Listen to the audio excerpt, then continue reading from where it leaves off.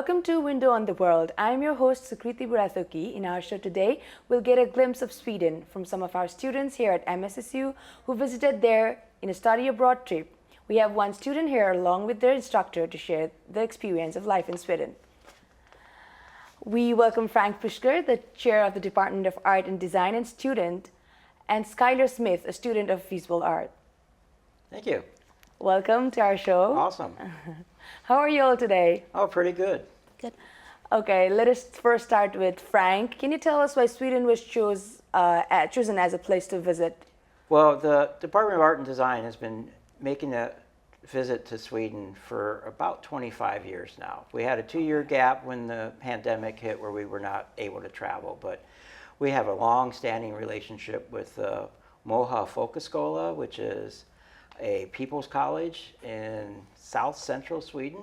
And so every year we do a 5-week trip where we send our students there to take advantage of the facilities that they have and some instruction that we're not able to do on the Missouri Southern campus. Well, that's great. 25 years is a long time. It very much is. So let us talk about how you felt about Sweden and how do you sum up the overall trip? Well, when I first came to Missouri Southern, and I heard about, study abroad trip, I was like, why Sweden? But then the first time I went on that trip, I was like, okay, now I understand. The amount of art that they have, the artworks that they have in their national galleries and in their contemporary museums is just outstanding. So it's an amazing opportunity for our students to see a massive amount of world-class art, things that they're seeing in their art history books firsthand. Well, that's amazing. So coming back to Skylar, I would like to ask you, how did you think of, joining art department, or were you always fascinated by art? Can you tell about yourself a little bit? I've always been fascinated with art and history as well, and I plan to focus on art history. And while we were in Denmark, we talked with an art historian, and I got to talk to him kind of one-on-one, and I'm going to talk to him some more, and he's going to help me with like a plan for like grad school and things like that. Yeah, that's interesting. So when you were talking to a historian is like someone who's been in the history for all his life. So when you're talking to your professor here and talking to a historian there, did you find any difference, and what did you like the most about it?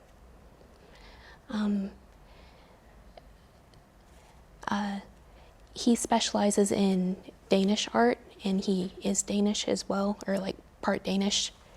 Yeah. And so he was very knowledgeable about Danish art, of course. So that was very interesting.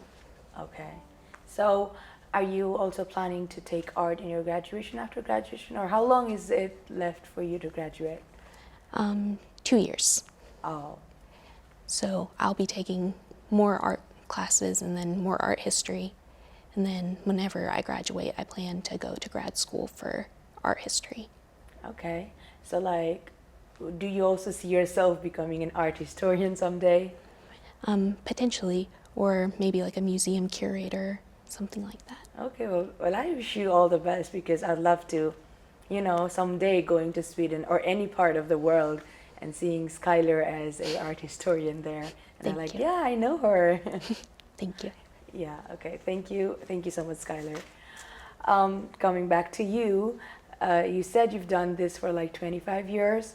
Missouri Southern has, definitely. Yeah, I'm Missouri Southern, but you've also been doing this for years now? This was my 6th trip.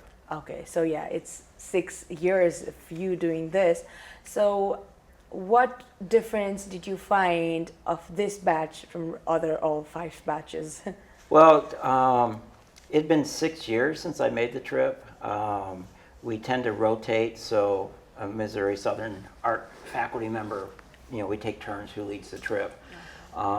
And just, there'd been a couple, it was like another year or two before I hit the rotation, and then the pandemic hit.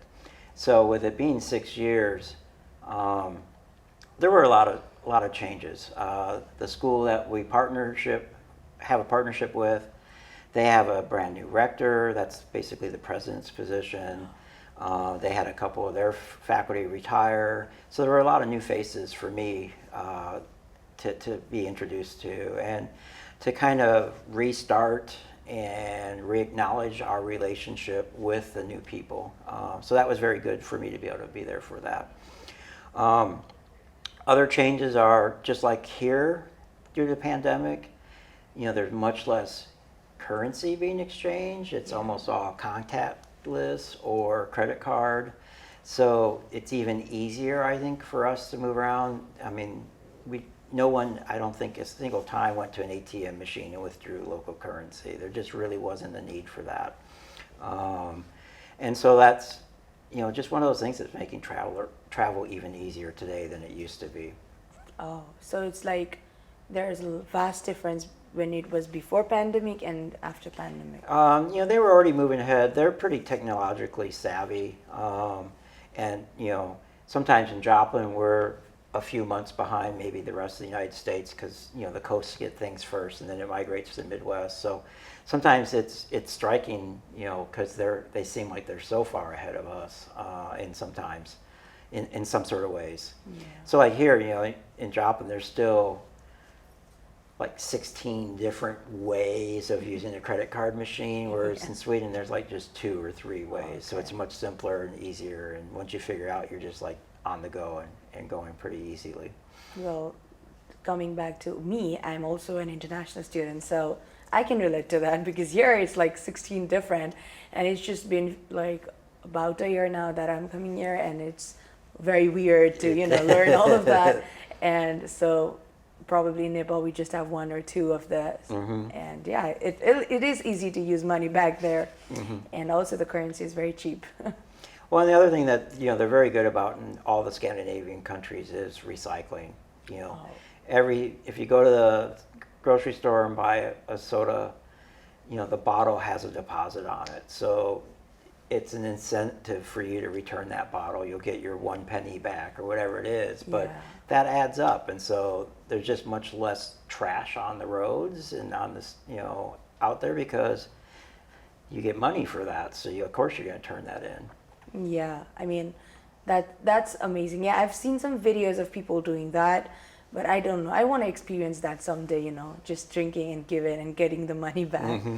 I think, what do you think it should also be in here in the United States? It used to be. I mean, when we had glass bottles for soda, and they all had a deposit. I remember as a child carrying as much as my weight that my grandmother gave me to the grocery store to turn those in, and then taking that $1 or whatever and buying a bunch of other stuff with it. Yeah, I mean, you said glass soda, that's still there in Nepal, but we don't get money. We just submit it to recycle. Mm-hmm. But yeah, that's great. So Scandinavian countries as a whole is very different from American. So like even the culture, everything. So do you want to talk about it?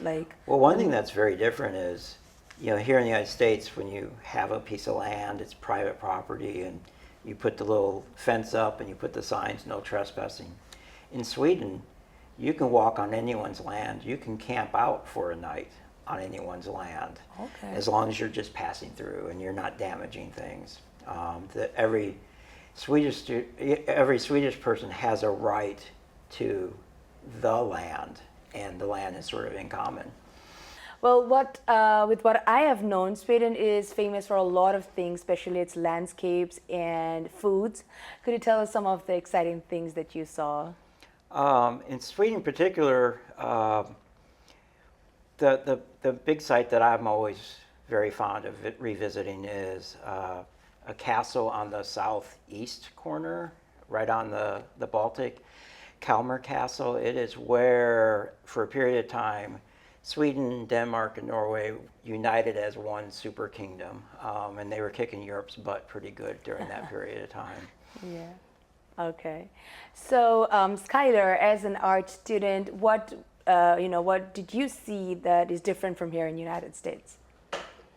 I would say that the museums were a lot bigger, and the collections just had a lot more variety. Yeah.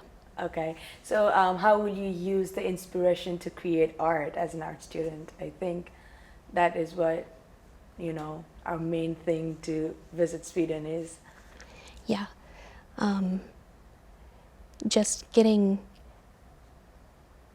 new ideas and how to incorporate different mediums for different things. And yeah. So that's great. You guys definitely visited a lot of museums. And what is one of the most beautiful things you saw and you shall remember the rest of your life? I teach ceramics here at Missouri Southern, and I spent a year and a half of my life actually in Korea teaching there. So we started our trip with a few days in London. So the ability to visit the Victoria and Albert Museum and see some of the Korean pottery that they had there, that is, always one of my favorite things. Yeah. Plus the British Museum also has a small section, so both of those were like, even though they had nothing to do with Scandinavian art, really not part of our main purpose, it was like a side benefit for me, was to be able to see those works. Okay. So you guys were there in London as well? Yes, we spent 3 full days there touring their art museums. So like London and Sweden, how different is it? They're quite a bit different, but what we base our first visit with is someplace to do a comparison and contrast. Yeah. So mainline European art, this is sort of what happened, and this is what these things sort of look like. So then when we do get to Sweden, and we also visit Denmark, we also visit Norway on this trip, when we get to the Scandinavian countries, then the students can start to see, especially in the paintings, how the artist treated the quality of light a little bit different. Yeah. So world travel can be eye-opening. So do you consider this trip as a life-changing trip for art students? Oh, absolutely. It's changed my life. Okay. What about you, Skylar?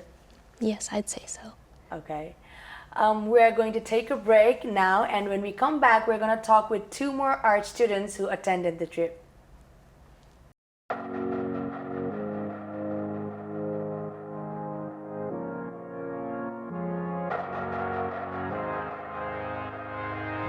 Welcome everyone to Missouri Southern State University, home of the Lions. Missouri Southern is a public university offering more than 100 undergraduate and graduate degree programs, specializing in immersive learning, a unique focus on international education, and small class sizes that allow you to develop meaningful connections. MSSU is located in Joplin, Missouri, the commercial hub of the 4 states area, where Missouri, Kansas, Oklahoma, and Arkansas meet.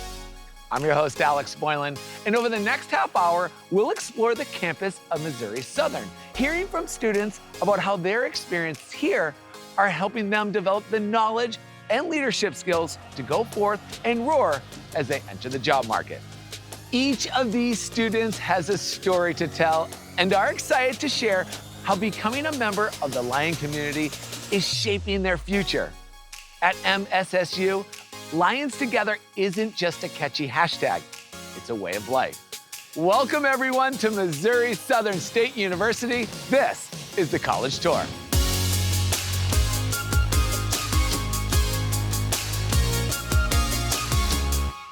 For more than 25 years, Missouri Southern has been committed to its global mission, providing students with a wealth of opportunities to expand their global and cultural horizons. From annual themed semester activities to study abroad opportunities, you can experience the history, art, music, cinema, and cuisine from well beyond the U.S. border. You'll find many international students furthering their education at MSSU. Students like Jana, a senior marketing and PR major from Finland. Jana, you are up.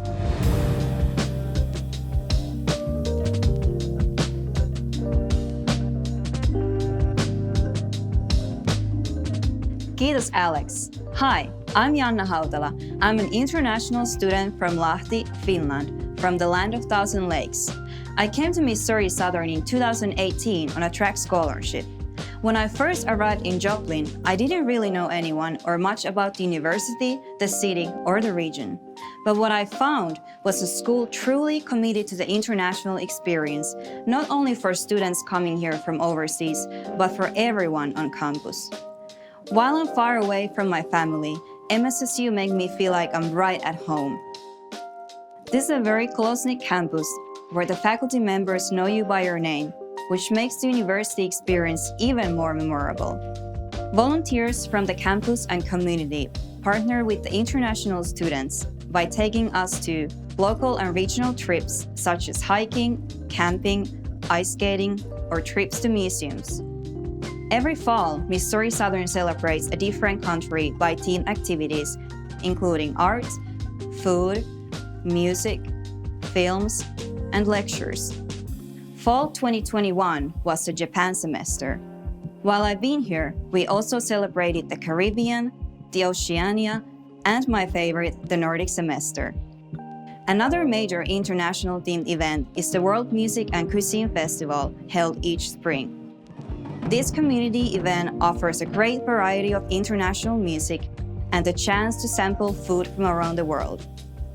No matter what part of the world you're from, Missouri Southern is home away from home, where you will make friendships that will last for a lifetime.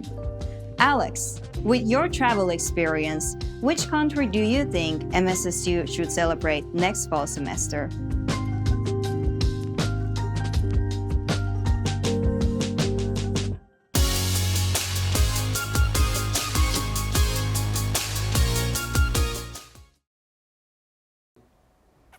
We are back with Miriam Thomas, who's studying art education, and Bailey Smith, studying design. MSSU art students who had just spent 5 weeks in Sweden and are here to talk with us about it. So welcome, Miriam and Bailey. Thank you for having us. Thanks. So how are you guys today? I'm amazing. It's a great day. Yeah, it is actually. Is it quite hot? Now it feels great. Very Yeah. cool. So let us start with talking about, the Sweden and overall trip. How do you sum up all the, trip in the Sweden? Once in a lifetime. It really is. It's so incredible to get that experience and to go to a new place like that. So you both are an art student. So as an art student, what is different compared to United States here in Sweden? What is so different that you guys were like, no, I love this place or something like that, I feel like how they take care of their nature and their environment is it's really great. I loved being able to see how people are very conservative about their plastic use and how they're affecting the environment. Yeah, their focus on the natural world is really incredible, and you can really see that through their art. They have such a great focus on the arts, and the museums there are just incredible. Okay. How will you use the inspiration that you took in Sweden in your major or in your life, to create something? Well, for mine, I am a graphic design major, so I am able to take little parts of life and be able to use them in unique ways. And what I saw over there was very unique architecture, landscape. The art over there is amazing, and how everything just connects back with beautiful colors. This is one of my favorite trips of all time, due to how much art and world experience I got from it. Wow, that's great, What about you, Maria? As an education major, I feel like it's really important to get a glimpse into other cultures and to experience meeting people and being in a place that you're not used to, and just finding ways to navigate unfamiliar situations. So I feel like that was something I really enjoyed and had a lot of practice in. Yeah. So see, as I'm an international student myself, so for me to adapt everything here, I did pretty fast, but still it took some time, So for me, it was very different to adapt the culture, the people, everything. And you guys were also there for 6 weeks or something? 5 weeks, yeah. 5 weeks, yeah. So that means that it was a long time. How do you How did you cope up with it? And did you feel some kind of, I don't know, it was weird for me. So what was for you guys? I would say I would prepared myself for this trip. I figured out what would be different and what would be something I'd be familiar with. And due to this prepping, I was able to figure out what I would need to bring. The most culture shock I got was how they did their laundry. How they just do things is very unique compared to America. It's like they're your a strange cousin or something. They're familiar, but you don't remember them that well. Okay. So since you said about the laundry, I really want to know how they do the laundry. So we have big industrial dryers. They will have a dryer that is the shape of a fridge, and you just hang your clothes up like a clothesline, and it will be like in convection, and it'll suck the moisture out of it and dry it. Oh, so it's like hanged clothes itself? Does it get ironed too? No, it's just dry. They usually come out a little stiff. Oh, okay. Well, from where I am, we don't even have dryers, so it's okay, I cannot relate because see, that's also a culture shock. People, a lot of my country people wash their clothes by their own. They don't even use washing machine. But yeah, I'm sorry, we've got into the laundry stuff now. So, what did you Did you guys were able to meet the local people there and yes. Talk to them in person? And what did you feel about them? Because I think they're even though we all are from a different part of the world, we're humans at the end. So, was there any connecting point, or you saw a lot of differences there? People there are so polite and so nice, and they're a little quiet, so they don't really want to talk to strangers. But when you do get them talking, they're just the nicest, most polite people you'll ever meet.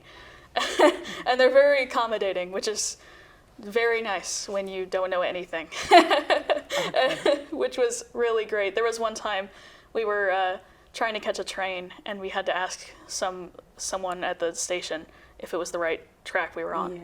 And she was so polite, so nice. Okay. Is there anything that you've, personally, I wanted to know more about personal interaction because everybody has a different thing, different feelings about people. So did you feel it? I felt very welcomed. Their culture, even though there was a language barrier, they were very willing to adapt to me, which is very kind of them. For when a personal connection, we had a sister school who came here, the Folkhögskola. The students came here, so we actually had some people that we knew in Sweden who offered to help us and tour us around. And introduce us to new sites. So we had this established link beforehand. Okay, I mean that's great. It seems it was a very good trip. So, what is your most favorite thing you did in Sweden? Oh, that is so hard. One of the many museums. I saw so much art. I feel like I'm still dreaming about all of it. It was so wonderful. I feel like I've seen more museums there than I have in my whole life here. So it was really great. I'll have to agree. The museums were the highlight of the trip for me, being able to see different walks of life and artworks from different time periods that I would never have been able to see. We were able to see some Vincent van Gogh's art pieces, and I only see these on pictures or in textbooks, and being in person is truly different than seeing them on a screen. Yeah, it must be wonderful. I mean, art itself is so fascinating, and seeing there, it must be a very different experience. So coming back to your major, what would you prefer? Being an art student or art spectator or a visitor, a student who's learning or a student who is observing things? I think I want to be the student who observes things. I don't know. I feel like they both go hand in hand. Yeah. If you observe, you slowly learn. You figure out what the differences you have. I feel like they go together. I feel like the more you see, the more you learn. I mean, yeah, that's true.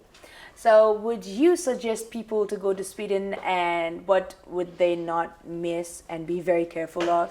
What should they not miss about Sweden if they ever go? And one thing that they should be very careful of? You shouldn't miss the summer in Sweden. When we were there, all the flowers were starting to bloom and everything was green and the weather was so mild. And it rained a lot, but it wasn't like the rain here. It wasn't stormy. It was just, oh, it's raining and there's flowers everywhere. It was really beautiful. And I think everyone should have the experience to see that. Okay, so one thing that they should be very careful of? I don't know. I was never wary at all. I guess don't miss your train. Yeah, read the train schedule. Yeah. So when we say train, we don't normally have public transportation here. So was it a very good experience there? Absolutely. It was a little off. One person was able to have like a special app on their phone, which they can buy tickets and figure out their routes from, but the rest of us didn't. And I feel like maybe more inclusivity for different types of phones from out of the state or the country would be nice. It was really great though. Even though we didn't have ways to get around, we could still go places without needing to arrange a ride because there was all this transportation. We could catch a bus right by the school, or we could walk to the train station, which was very close, and go to the next town over and visit the mall, and we could do that all using public transportation. So, okay, I'm a foodie, so I just wanted to ask a little bit, like, what was your favorite Sweden dish, anything that you guys ever ate? Oh, they have this dessert that one of our classmates dubbed a princess cake. It's very delicious and very aesthetically pleasing to look at. It's like a little dome, and it has fondant and filling, and it's just like a regular cake, but somehow it was special. Okay. What about you? Oh, everything there was so good. And they have so many different cultures over there because everything is so much closer together that you really got to experience all different kinds of cuisine that you really just don't get around here, as much as I love Joplin. Well, it was so good talking to you all and knowing about the Sweden, and also about you all. Thank you so much for coming to our show. Thank you. Thank you. That will be it for today, but we will definitely coming back soon with another country in another show. I am Sukriti Burathuki. Thank you for watching Window on the World.